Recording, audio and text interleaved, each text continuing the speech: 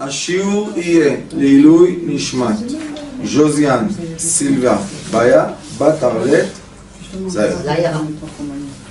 תהיה נשמתה צרורה בצרור החיים. Il est dit comme ça. Va'amar Paro l'ivnei Israël. Paro a dit au peuple d'Israël. Mais le peuple d'Israël, ils sont déjà sortis. À qui il dit? Regardez. Nevochim em baaretz, sagar alem hamidbar. Il leur a fait encore une fois la sorcellerie. Quelle sorcellerie? Il leur a dit, vous êtes Nevochim, c'est quoi? C'est quand quelqu'un il ne sait pas prendre une décision. D'abord. Nevochim em baaretz, ça veut dire qu'ils ont été troublés. Et qu'est-ce qu'il leur a fait? Il les a mis dans un doute. Et il faut savoir que des fois, les gens nous mettent dans un doute de loin. C'est vrai. Et c'est beaucoup plus dangereux que d'être dans un doute de proche. Comment il faut? Pourquoi? Je vais vous dire. Ça s'appelle le chantage au sentiment. Chantage affectif. Maintenant, nous avons une personne qui habite en Amérique. Nous avons une maman qui habite à Paris. Et la maman, elle est toute seule. Elle n'a pas de famille, elle n'a rien du tout. Et maintenant, c'est une maman et ses enfants ils sont en Amérique, ça veut dire que la maman a un certain âge et les enfants aussi ont un certain âge. Alors pourquoi la maman utilise l'outil du chantage affectif pour avoir l'attention de ses enfants? Très grande question, hein, très profonde. C'est vrai. Et malheureusement, comme dans les années 70-80, il y a une épidémie qui continue jusqu'à maintenant, c'est l'épidémie du divorce. Beaucoup de gens seuls. Seuls. Et à la fin, quand ils ont pris leur force, ils ont pris leur décision et tout ce que vous voulez, à un certain âge, on est avec 4 murs et on n'est pas tellement content. Vous savez, ceux qui restent en couple, c'est eux les vrais héros. Pourquoi? Les héros de la vie, c'est les gens qui ont surmonté. C'est vrai qu'il y a des problèmes. Mais être tout seul, c'est un problème encore plus grand. Renforcer l'union de la famille. C'est un travail. C'est pas facile, il y a des caractères, il y a des enfants. Je sais que tout est difficile. Mais c'est le travail de vie. Et la question est, est-ce qu'après qu'on se sépare, c'est facile? On est seul, c'est facile. Des fois, c'est encore plus difficile. C'est différent. C'est difficile. Oui, c'est difficile. Parce que tu as peur, parce que tu es tout seul, parce que tu te lèves le matin et personne ne fait attention à toi. C'est pas agréable de se lever le matin et personne ne fait attention à toi. On veut que quelqu'un nous donne de l'attention. Alors ma mère se dit maintenant dans son... Alors tu peux téléphoner à ta maman tous les matins si tu veux pas qu'elle se réveille toute seule. Ce serait pas une mauvaise idée. Et ça s'appelle Nevochim. C'est quoi Nevochim? Quand on fait rentrer quelqu'un dans un doute du sentiment. Et la preuve, comment on sait que Pharaon a réussi? Tout de suite après qu'ils ont passé la mer, ils ont vu un miracle, plus qu'un miracle, des murs d'eau, et des fruits, et du marbre, c'est immense. Et ils ont pris toute la richesse, c'est beaucoup. Qu'est-ce qu'ils disent à Moshe Rabbeinu? Ah, tu nous as emmenés mourir ici, dans le désert, hein, c'est pour ça que tu nous as fait sortir d'Égypte. On préfère aller chez Pharaon, manger des oignons et des je sais pas quoi, là, ils ont demandé, que d'être avec toi ici dans le Midbar. Mais dans le Midbar, ils avaient le man. Le man, c'est le manger des anges. Ils avaient à manger que c'était un manger surhumain. Et comment eux, ils ont demandé de retourner être esclaves chez Pharaon? C'est une question, là. Mais qu'est-ce qu'ils vont retourner être? Des esclaves. C'est pour ça que beaucoup de fois dans la vie, on a dans notre chemin des croisements. Et dans ces croisements-là, on doit choisir, à droite ou à gauche. À droite, c'est la liberté. À gauche, c'est demi-tour à l'esclavage. Et qu'est-ce que les gens choisissent? Le mauvais chemin. Ce qu'ils connaissent. Les gens ont peur de l'inconnu. Ils préfèrent ce qu'ils connaissent. Malgré que ça va les mettre dans un état d'esprit d'esclavage comme ils connaissent. Et nous, dans notre Torah Baruch Hashem, qu'est-ce qu'on choisit? On choisit toujours ce qu'on ne connaît pas. On choisit toujours le Ikratchou. C'est pour ça qu'on a même une bracha qui s'appelle Shechianu. C'est une bracha pour tout ce qui est nouveau. Alors on a maintenant un peuple qui sort d'Égypte. Et il arrive, ce peuple-là, dans un quoi? Une jonction. Un croisement. Croisement. Il a devant lui la mer. Il a à côté de lui, des deux côtés, le désert. Et Pharaon qui arrive avec toute l'armée. Il est écrit dans les livres qu'il a payé beaucoup d'argent. Il arrive avec une armée entière. Il paraît qu'il y avait le nombre d'hommes qui pouvaient être soldats d'Israël. Il y avait sur un comme ça, il y avait un cheval, une calèche, 2 soldats, tant et tant d'hommes. C'était vraiment un devant l'autre. Maintenant, il y a la question. Qu'est-ce qu'on fait? La solution la plus logique est, bon, eux ils viennent avec l'armée et la force, je me plie, et je retourne en Égypte, j'essaie de me sauver, je vais recevoir un peu de coups, de toute manière ils vont recevoir, et je vais retourner à ce qui est habituel à moi. Et il y a une autre option, qui est, aller au devant. Je vais marcher dans l'eau. Les gens, qu'est-ce qu'ils vont dire? Il est fou celui-là, qu'est-ce qu'il rentre dans la mer? Qu'est-ce qu'il croit qu'il va se passer? Et maintenant, on a les deux. Il y a Pharaon et il y a Moshe Rabbeinu. Pharaon, qu'est-ce qu'il leur envoie pour comme simple? Il envoie des messages. Il y avait un mur entre eux, mais il envoie les messages. Il leur dit, mais vous êtes fous, je vais vous tuer dans 2 minutes. Qui va vous protéger? N'empêche qu'il n'arrivait pas, avec l'armée, à approcher le peuple d'Israël. Parce qu'il y avait un mur de quoi? D'anges qui séparait les deux. Mais le peuple d'Israël, malgré qu'ils avaient tous des chameaux avec plein de richesses, ils ont volé l'Égypte. Il faut dire quand même. Bah oui. Ils se sont payés, hein, Ils ont fait leur salaire. Bah oui. On va dire ce qu'on veut, mais ça s'appelle Bizat Mitzrayim et pas le paiement de l'Égypte. Et ils sortent avec tout ça. Et maintenant, imaginez-vous, des gens avec tellement de force et d'or, qu'est-ce qu'ils font? Ils deviennent tout petits. Et ils n'ont plus la foi ou le cœur. Gvoura, ça s'appelle. Ça s'appelle Azoud de Gdusha. C'est quoi Azoud de Gdusha? Quand quelqu'un il a l'audace de la Gdusha, de dire quoi? Non, j'accepte pas à reprendre mon ancienne vie. Je veux pas. Je veux pas.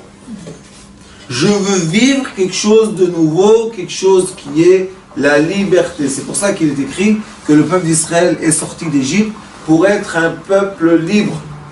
Et nous sommes, Baruch Hashem, avant Purim. Et Purim, c'est la deuxième délivrance. Et après, on va aller vers Pessah, que c'est la première délivrance. Et on voit qu'on rentre maintenant dans une période que toutes les 2 semaines, nous avons une fête. On a eu Tou Bishvat, Rosh Chodesh. Après 2 semaines, on va avoir Purim. Après Rosh Chodesh. Après 2 semaines, on va avoir Pessah. Et après Rosh Chodesh. Et on rentre dans une période que Baruch Hashem, les femmes disent on rentre dans l'esclavage, hein, du nettoyage et faire le manger et tout. Et les hommes, qu'est-ce qu'ils disent? On rentre dans la liberté. On peut sortir. C'est quoi sortir d'Égypte? Sortir d'Égypte, ça veut dire sortir de quoi? De ses habitudes. La routine. Quelle sorte d'habitudes? Les habitudes qui me transforment en esclave aux habitudes. La peur, les gens, les voisins. Vous savez, il y a des choses que les gens font, ils disent « Oh, il va crier sur moi ». Qui va crier sur toi? Le voisin, tu l'as vu, ça fait 1 an, tu ne l'as pas vu. Comment il va crier sur toi? Non, sûrement il va crier sur moi. Le voisin, il ne sait même pas que l'autre, il a peur de lui. Alors, qui se fait du mal? Nevochim em ba'aretz. C'est nous-mêmes qu'on se fait du mal. Regardez, il est écrit. Sagar alem, nevochim em. Lo ani mevichotam. il devait être écrit Vamer Paro l'Ebné Israël, Ani mevichotchem. Il dit eux-mêmes, d'eux-mêmes, ils ont eu 210 ans d'esclavage, leur programme est esclave. Donc eux, ils vont faire quoi? Ils vont se soumettre à moi, Pharaon, et je vais les récupérer comme ça.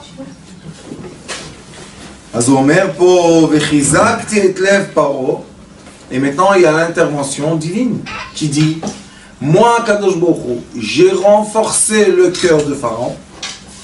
Et c'est pour ça qu'il a eu, malgré les 10 coups qu'il a reçus en Égypte, il n'a pas compris encore que Kadosh Baruch Hu il est là.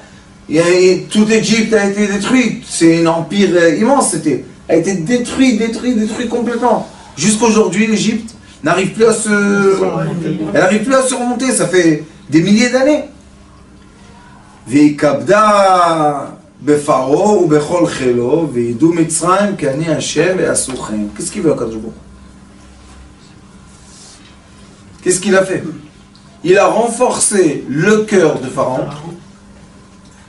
De quoi? D'harceler le peuple d'Israël pour que le peuple d'Israël sache qu'Akadosh Baruch Hu, c'est lui le maître du monde.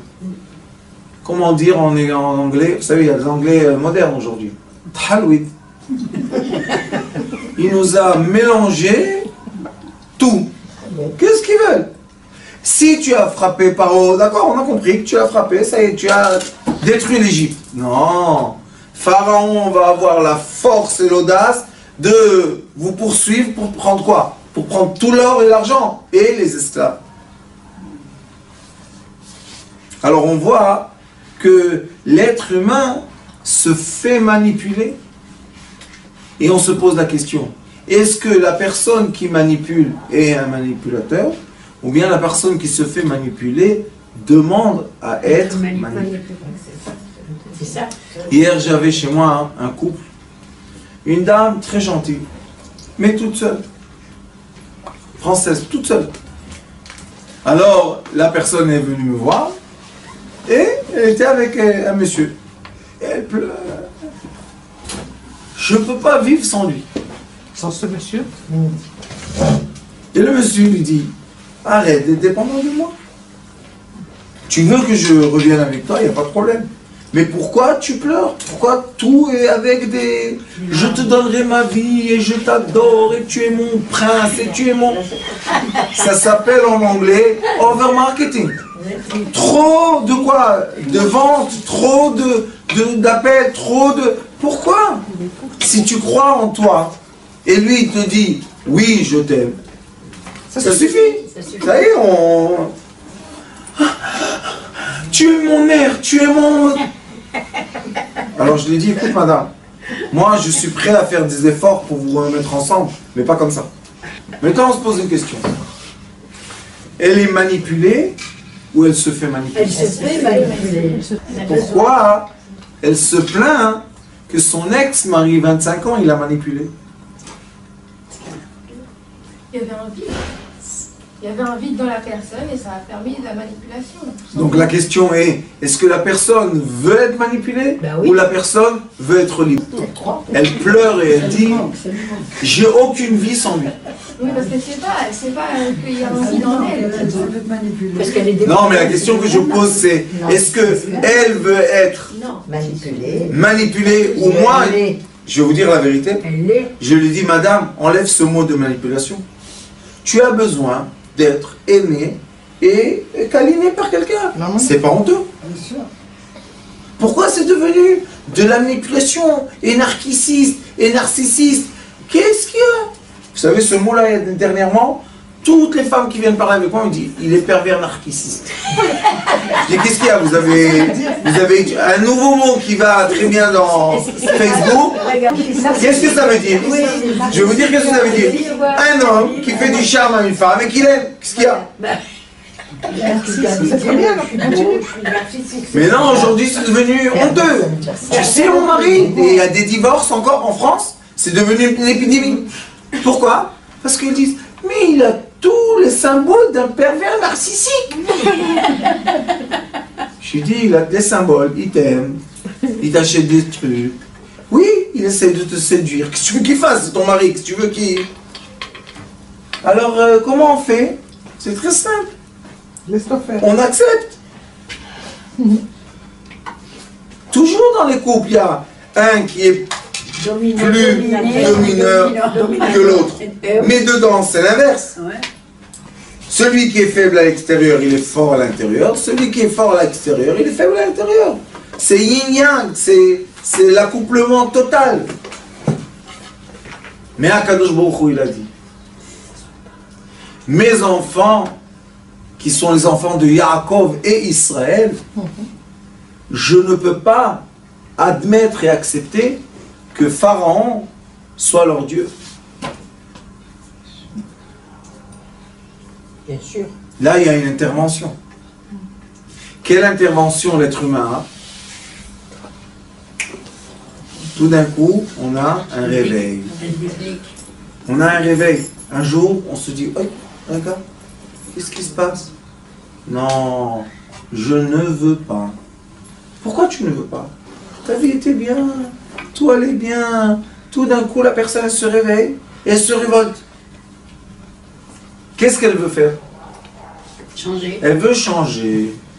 Qu'est-ce qui fait le conjoint? Il veut posséder.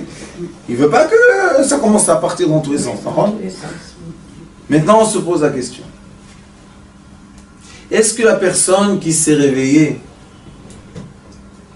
elle est obligatoirement une personne qui doit se révolter ou pas? Non, pas se révolter. Pourquoi?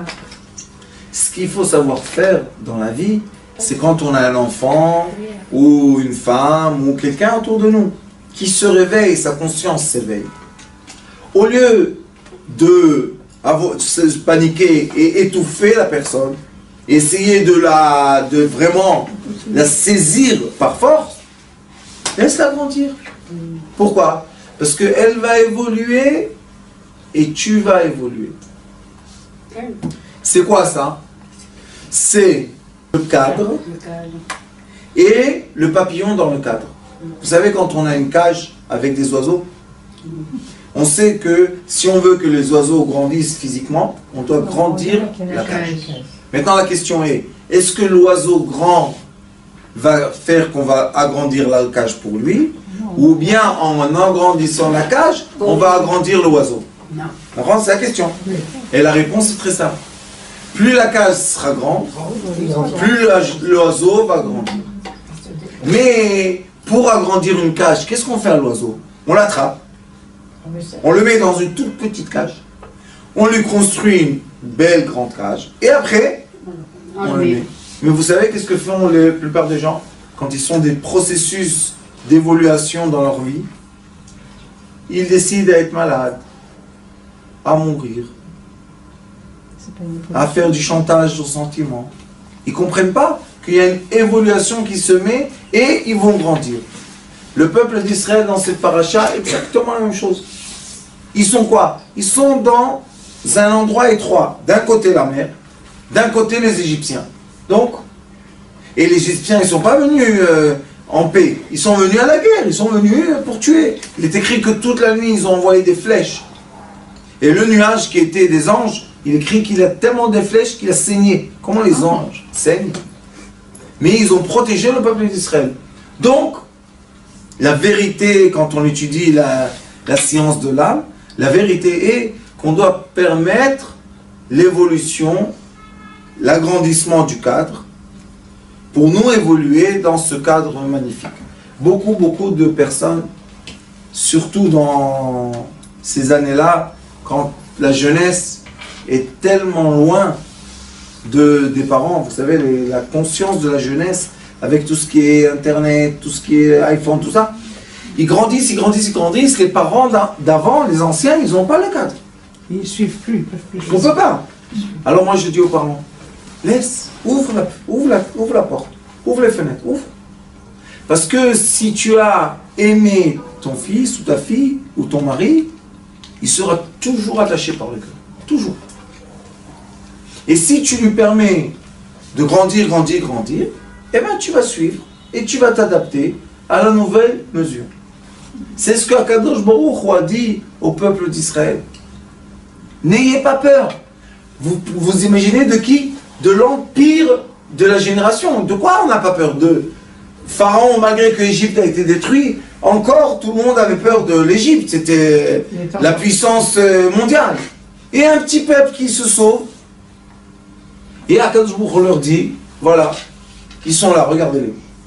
L'autre aussi, il faut lui retamod. Mon cher Rabbeinu leur dit, vous n'allez plus rencontrer l'Égypte, c'est fini. Comment? Quand vous allez rentrer dans l'eau. C'est quoi rentrer dans l'eau? C'est prendre un chemin dans une dimension que personne n'aurait cru comprendre. Mais regardez qu'est-ce qui s'est passé. Les Hébreux sont rentrés dans la mer. Et qui les a suivis? Les Égyptiens. Ça veut dire que même qu'ils ont ouvert la mer n'était pas ouverte seulement pour les Hébreux. Puisque les Égyptiens ils sont rentrés après eux. Après il est écrit que la mer s'est renfermée, jusqu'à que le dernier Hébreu sorte et le dernier Égyptien reste dans l'eau. Mais eux aussi sont rentrés dans l'eau. Pourquoi on ne dit pas qu'il y a eu un grand miracle pour les Égyptiens qu'ils ont traversé l'eau? Parce que c'était déjà sec. C'est pas eux qui ont ouvert la mer. Non, mais ils sont rentrés La quand mer, même. c'est pas C'est qui a ouvert la mer? C'est les Juifs. pour eux. C'est le peuple d'Israël qui a ouvert. Qui en rentrant dedans, Hachem les a... Mais eux aussi ils ont profité.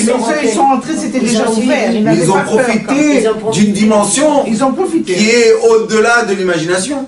Et ça, c'est La preuve que Pharaon, il est resté en vie. C'était pour leur montrer la grandeur de Dieu. Vous prenez ce que je dis et vous dites que Akadosh Baruch Hu, Akadosh Baruch Hu. Mais moi, je veux vous montrer dans la conscience de l'être humain qu'est-ce qui se passe quand quelqu'un qui était esclave veut la liberté et il ouvre un chemin et les gens le suivent. Vous savez, les gens qui font la Aliyah, il y a beaucoup de gens qui nous regardent, ils font la Aliyah. Quand quelqu'un fait la Aliyah, Il y en a qui suivent. qu'est-ce qu'il fait? Il ne sait pas où il va aller. Il ne sait pas qui va rencontrer. Il ne sait rien du tout. C'est comme les Hébreux qui sont sortis d'Égypte. Quand il est en France ou à Londres ou en Belgique, il connaît, il est dans ses diamètres, il est dans le cadre qu'il a l'habitude. Et tout d'un coup, un jour, il se dit, je me lève et je quitte. Vous savez qu'il n'y a presque pas de peuple dans le monde que, en étant un peuple, quitte des pays. Ça n'existe pas. C'est seuls les Juifs qui font ça. Quand on a, poursuit les Juifs dans toutes les générations. Après que les Juifs sont sortis, il y avait comme l'Égypte. Les pays se sont mis à sèche. L'Espagne, jusqu'à aujourd'hui, 500 ans après, Jusqu'à présent, rien du tout. Qu'est-ce qu'ils disent? Revenez. Le roi de Maroc, les années 90, vous savez qu'est-ce qu'il a dit? Les Juifs d'Israël, c'est le premier pays arabe qui a dit ça. Il avait de la force. Le roi du Maroc, il a compris. Quand on a fait partir les Hébreux, eh ben, il n'y a plus d'économie. Comme en Algérie. Ça ne bouge pas. Alors qu'est-ce qu'il a dit le roi du Maroc? Il a dit, les Hébreux, revenez au Maroc. Aujourd'hui en Afrique, en Chine, tout le monde appelle les Juifs. Mais c'est bizarre qu'on appelle un peuple. Pourquoi on n'appelle pas des personnes? Un peuple, parce qu'ils savent que c'est un peuple qui l'ouvre des chemins. Nous sommes un peuple qui a... C'est quoi emmener la bracha rabbanique? Emmener la bracha, ça veut dire nous avancer à un nouveau diamètre. C'est quoi la bracha? La bracha, c'est la nouveauté. C'est aller en avant. C'est se développer physiquement, spirituellement et sentimentalement. Si quelqu'un, il reste attaché à une lèche, à quelqu'un, quelle est la longueur qui peut partir? 100 mètres. Qu'est-ce que tu vas faire à 100 mètres? Mais quand quelqu'un il est libre, qu'est-ce qu'il fait? Il part dans un chemin, il ouvre un chemin à tout le monde, et après qu'est-ce qui se passe? Tous ceux qui l'ont critiqué, ils viennent après lui. Pourquoi? Parce que lui, il a eu la force et l'audace de dire quoi? Moi, je prends la troisième direction. tout le monde voit seulement 2 directions, et ben moi j'en prends une 3e. Et pourquoi Akadosh Baruch Hu ferme les personnes des fois dans 4 dimensions? Dans 4 directions, c'est fermé. Tu vas au nord, au sud, à l'est, à l'ouest, fermé. Je te dis, c'est pas possible. Où je vais aller? Comment je vais faire? Vous savez, il y a des moments comme ça, on se dit, j'ai plus de quoi payer le loyer, j'ai plus de quoi payer l'électricité. Les dissus. Et le lendemain, il se réveille, et par hasard, il connaît quelqu'un, qui par hasard lui donne un travail, qui par hasard est payé double fois plus bien, et que par hasard, le monsieur lui dit, viens habiter chez moi un peu, et que par hasard, après 2 ans, il vit. On lui dit, je te rappelle, qu'est-ce que tu as pensé il y a 2 ans? Comment tu allais surmonter ton problème? Aucune idée. Dans la Tfila, il y a un paragraphe qui explique ça. On dit, c'est quoi kaptsenu yachad? Regroupe-nous ensemble, mais arba kanfot haaretz, dans des 4 dimensions de la terre. Yachad l'artsenu, c'est quoi yachad? Mais sache toujours qu'il y a un. Quand tu vois que les 4 dimensions de la terre qu'on connaît, qui est en avant, en arrière, à gauche et à droite, tu vois que c'est fermé dans toutes les directions, eh bien sache qu'il y a toujours la direction en haut. Kaptsenu yachad. Et vous savez c'est quoi yachad? C'est ensemble. Vous savez c'est quoi ensemble? Ensemble c'est yad beyad. La main dans la main, koach. Ça donne quoi? Force. Quand on est dans une situation impossible, il y a toujours quelqu'un qui nous donne la main. Toujours. Toujours, toujours. Sauf l'orgueil ne donne pas la main. C'est pour ça que quand on voit qu'on a des obstacles dans notre vie qui sont difficiles, c'est pas pour que Akadosh Baruch Hu attend de nous de casser les murs. Ça n'intéresse pas de casser les murs. Parce que tu vas casser un mur, tu vas en trouver un autre. Tu vas casser l'autre, tu vas trouver un autre. Alors toute ta vie, tu vas casser des murs. Bravo. Qu'est-ce qu'il veut? Il te dit, tu vois que le cadre est trop serré pour toi? Oui. Maïm, rentre dans la mer. C'est quoi la mer? Yam Chochma. C'est écrit. Chochma, c'est quoi Chochma? Chochma, c'est Yud Chochma Keduma. C'est quoi le Yud de la sagesse? Redevient un petit point. Et hop, change de dimension. C'est pour ça qu'il est écrit chez Yud Zenekuda Ktana Aklula Mieser. Sache que dans l'être le petit minuscule, vous savez, si on fait le rapport entre la grandeur d'un être et la grandeur des étoiles, on n'est même pas dans un chiffre qui a 100 zéros. Mais quand même, on est au-delà des étoiles. La preuve qu'on ait réussi à sortir de quoi? De la main des Égyptiens, qui étaient des sorciers les plus grands du monde. Et c'est pour ça que dans cette paracha, Béchalach commence quoi? La délivrance du peuple d'Israël, tout Bishvat, et on commence à faire quoi? À sortir d'une dimension à l'autre. La mer a été percée. Baka, c'est Bikoua, c'est quand on prend une pierre, on donne un coup et tac, elle se fend. Alors Bikoua, c'est fendre. Comment on fait? On devient tout petit. Et on perce. Tac. Pourquoi? Parce que quand tu concentres tes forces à un point, tu deviens très fort. Mais quand tu éparpilles tes forces et tu essayes d'être très grand, tu deviens très faible. Et c'est toujours un conflit qu'une personne a. Est-ce que je dois rester très concentré et très fort pour réussir à passer les dimensions? Ou bien dans une des dimensions, je veux m'étaler, acheter, grandir. Et après quand tu es très grand, t'en as marre, qu'est-ce que tu veux faire? Passer les dimensions. Tu peux avec tout ça passer la dimension? Il faut redevenir tout petit. Alors, Une des conclusions est rester petit. Petit et fort. Se concentrer, je vais vous dire c'est quoi la mesure la plus petite dans ce monde.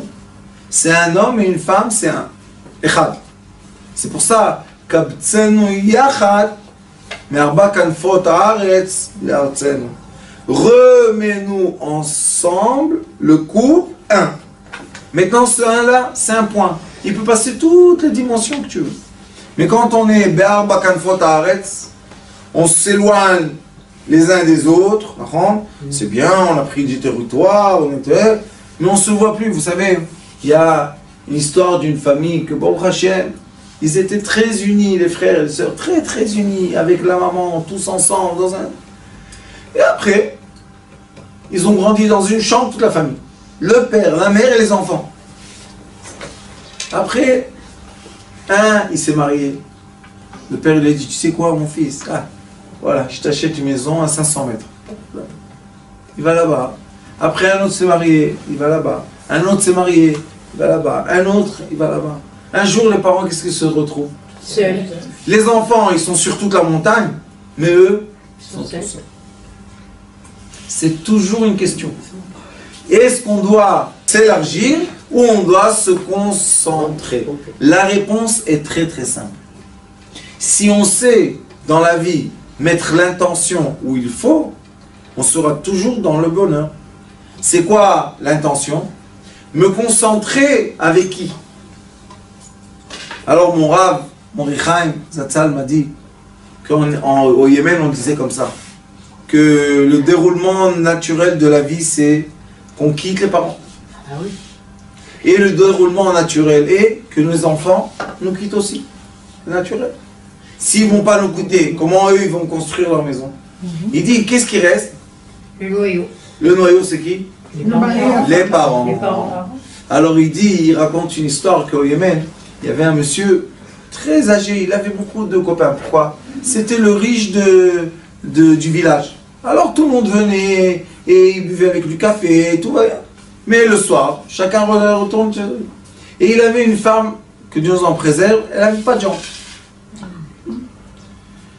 Et une nuit, il se sentait mal. Yosef, Yosef, j'en peux plus, j'étouffe. C'était son fils, le Bechor. Il appelle. Il entend. Après, mon copain, il appelle. Et mon frère. Personne, tout le monde dort. Sa femme, elle est sans jambes, elle est tombée par terre du lit. Elle est partie jusqu'à la cuisine. Elle a pris l'eau. Elle l'a emmenée et lui a donné à boire. C'est une histoire qui est racontée au Yémen pendant des générations. Pour expliquer quoi? Que tous tes amis veulent pas, même une femme sans jambes. Ça, en arabe, ça se dit mieux. Ça veut dire quoi? Que quand on nous dit Kabtsenu Yachad, c'est un moment qu'on sait, on a oublié. Qu'est-ce qu'on a oublié? D'être ensemble. Et que Dieu nous en préserve, qu'il y a des gens qui vivent dans leur maison, aucun rapport. Lui dans son côté, elle dans l'autre, elle s'occupe des enfants et des petits-enfants, lui il va étudier, je sais pas, va travailler. Qu'est-ce que c'est ça? Ça n'a aucune valeur. C'est pour ça que dans la vie, qu'est-ce qu'il faut faire? Akadosh Baruch Hu nous envoie des Égyptiens d'un côté, et il nous envoie la mer de l'autre. Et il nous dit maintenant, faites le choix. Le choix est très simple.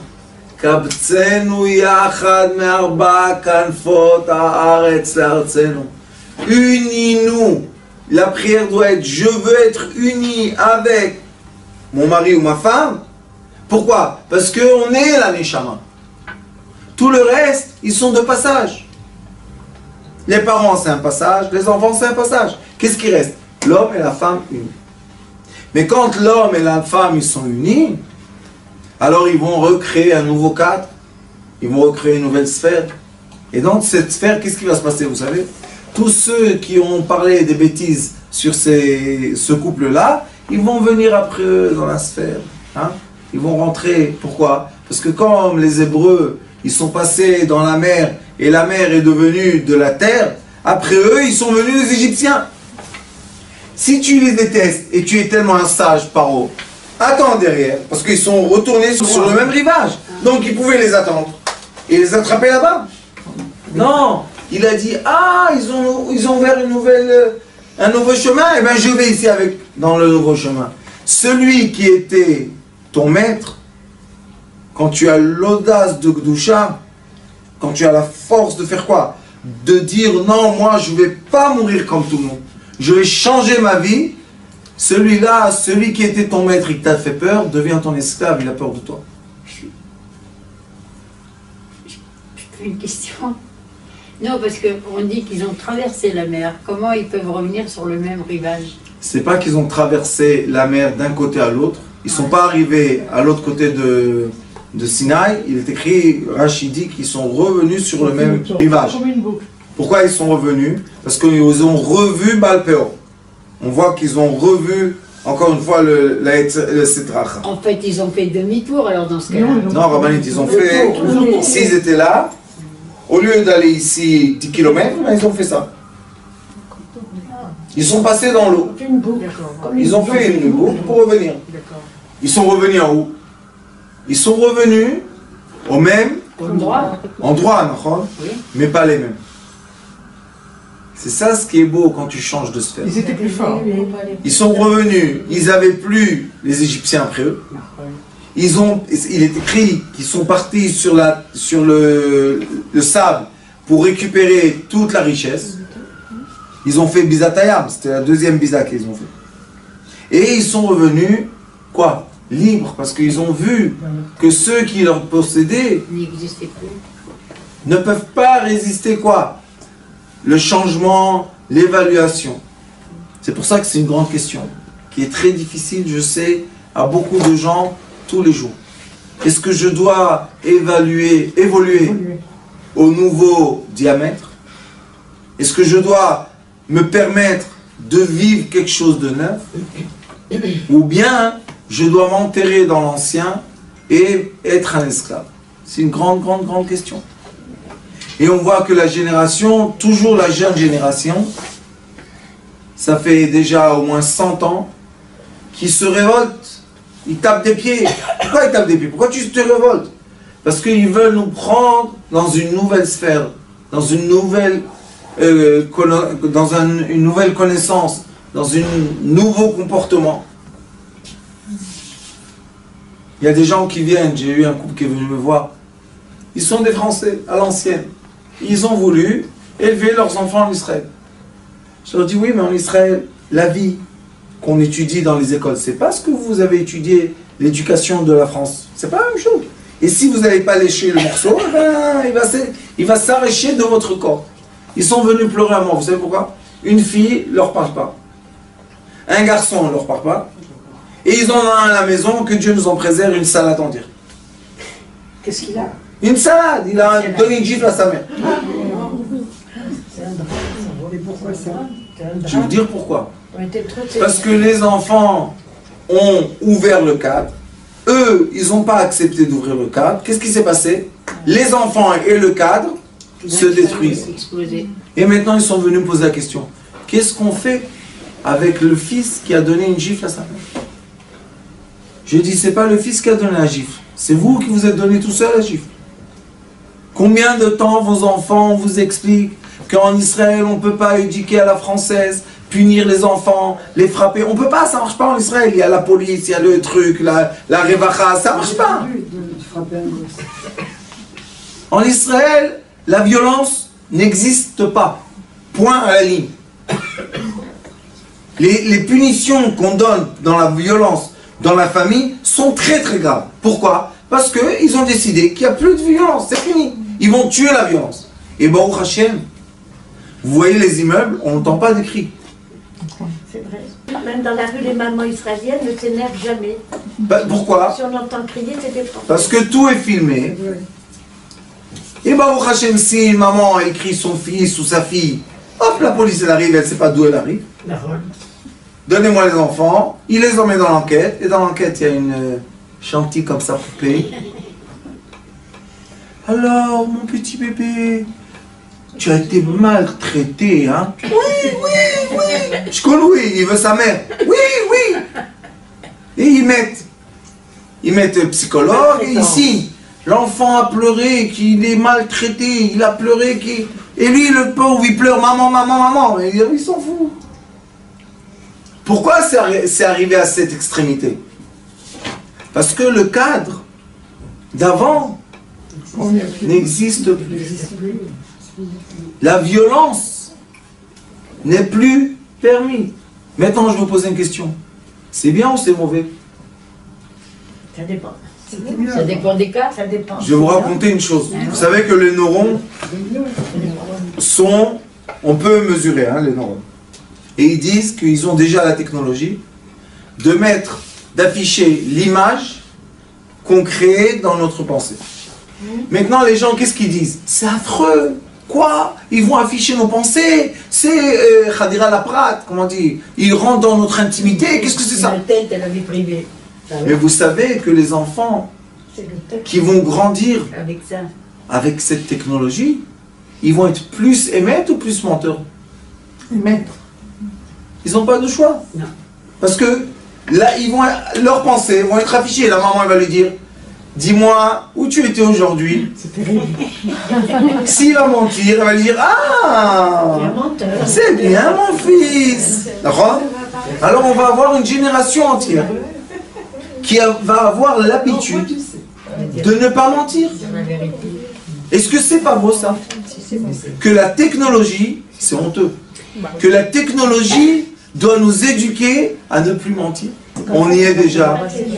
La technologie est déjà dans l'espionnage, dans le monde de l'espionnage. Ils n'ont plus besoin de faire du mal à personne. Par le front, ils voient. Oui, par chacun. Ils n'ont plus besoin de faire du mal à personne. Ils mettent la personne sur une chaise, ils lui mettent des électrodes sur toute la tête. Ils lui posent des questions. Les réponses, ils s'en foutent des réponses. Ils posent la question, ça imprime. Alors la personne, regardez qu'est-ce qui se passe. On a perdu nos midotes, mais comme on est un monde de tikkun amidot, la technologie que nous on a créée, elle nous fait retrouver nos midotes. Alors moi je pose une question bête. Travaille tes midotes, et tu peux avoir à côté de toi la technologie 8, 10, 12, 14, 20, combien tu veux. Tu es libre. Et ça, c'était la volonté d'Akadosh Baruch Hu, de créer dans le monde un peuple libre. Chofshi. Chofshi mima. En pachad, il n'y a pas de peur. Des contraintes. Il n'y a pas de crainte. Notre bouche, notre cœur, notre pensée, tous alignés. On est propre en avant, on est propre en arrière. Et vous savez qu'avant, dans le temps, les gens comptaient seulement sur le juif pour donner l'argent, pour donner des chèques, pour donner des contrats. Seul le juif. Pourquoi? Parce qu'il savait que la Torah du juif l'oblige d'être un homme Intègre. Droit. Chofshi, un homme libre. Comment libre? Que sa pensée, sa parole, ses actions, ses sentiments sont les mêmes. Pas parce qu'on va le punir, parce qu'on n'a pas encore entendu l'armée contre le juif. Ça n'existe pas. Ça veut dire que nous, de façon libre, on choisit d'être quoi? Correct. Et maintenant, tu peux mettre à côté de moi toutes les technologies que tu veux. Je les embrasse, tout va bien. Et ça, c'est l'enseignement de Pharaon. L'enseignement de l'obscurité, c'est quoi? Obliger la lumière d'apparaître. Baruch Adonai L'Olam.